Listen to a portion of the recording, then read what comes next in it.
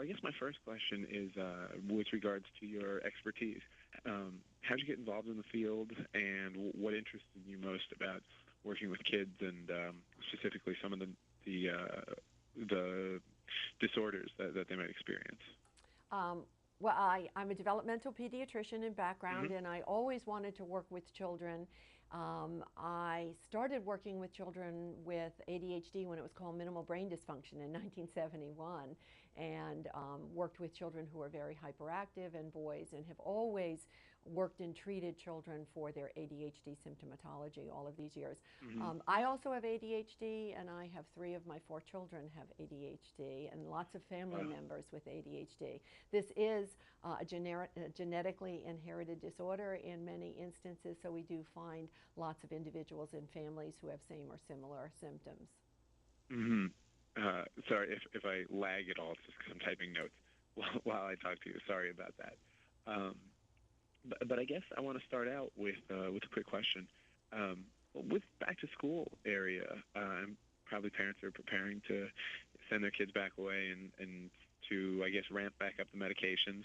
Do you have any suggestions for parents with regards to getting their kid back on a cycle, back on a routine, that are going to ease the back to school process with ADHD? Well, ADHD symptoms persist 365 days a year, so their Hmm. child has been having difficulty.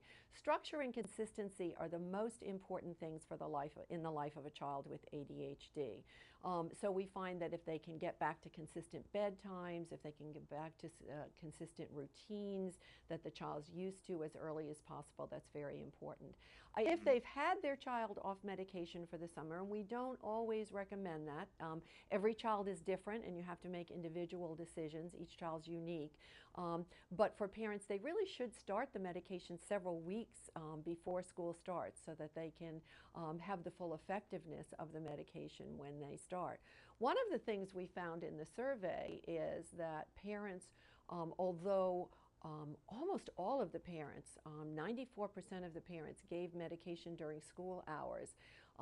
Parents were reluctant to give medication at other times, Hmm. and they really were seeking, of the parents who did medicate other times, the survey showed us that 40% of the parents were seeking more flexible options for treating, for example, for longer periods of time on weekdays when they were in school and for after school hours, and for shorter times on the weekend for other activities. Hmm.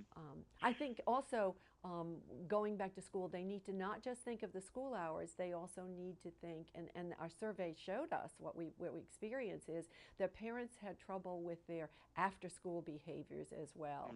Hmm. Over half of the parents said homework time specifically was difficult. So you want to make sure that you talk with your child's prescribing physician and make sure that you have consistency of treatment even during those times as well.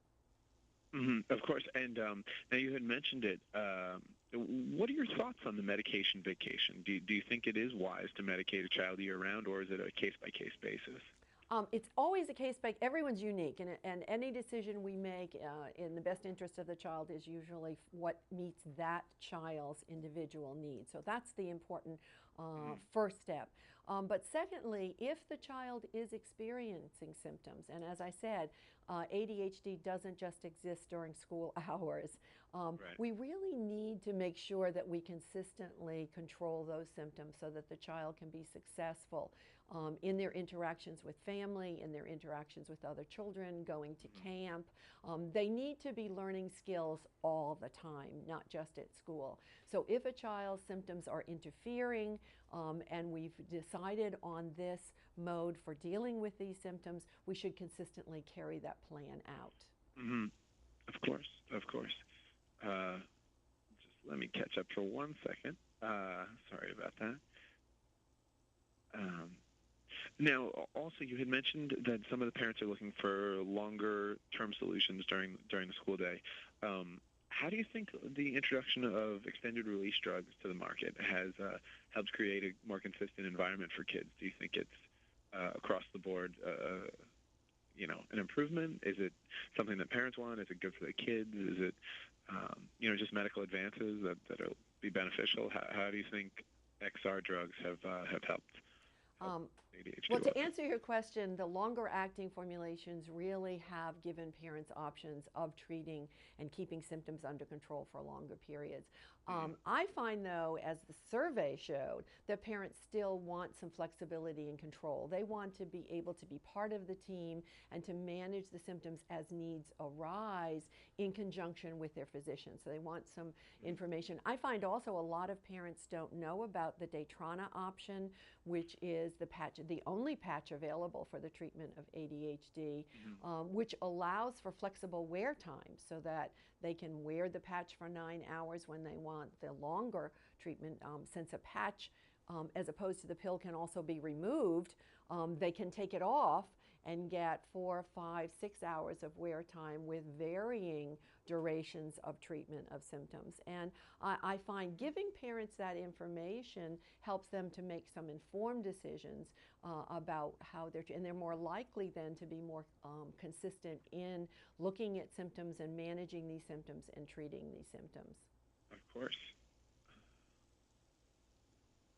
Absolutely. I couldn't agree more. That's a really interesting that you brought up Daytrana, because it really isn't discussed in the common, chatter about medications and treatment solutions. That's interesting. I also have a question regarding you had mentioned that you started working with minimal brain dysfunction in 1971. How has the field changed in your 35 years in pediatrics? Has ADHD become more common, more commonly diagnosed? Is the actual disease more common, or is it just more people are looking for things? Is it more easy to identify? Certainly, the diagnosis title has changed.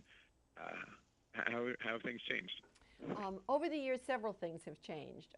First of all, we've changed our focus. We're not just focusing on hyperactivity anymore. We're focusing on attention. And that has caused us to really look at different populations, adolescents, adults, looking at girls with ADHD. So we really are looking at different. And the other big change is the long-acting treatment options that we now have available for patients. Very interesting. Now, how do you think? Do you think that how can I word this right? That ADD, ADHD have become actually more common, or do you think they're just more commonly diagnosed? I think they're more commonly diagnosed, and I'd love to spend more time talking about this with you, Sure. Chris, but they're telling me I need to go live to another I'm sorry. interview right now. Okay, well, I apologize. Thank you That's all very, right. very much for your time. I appreciate it. I enjoyed And talking with you.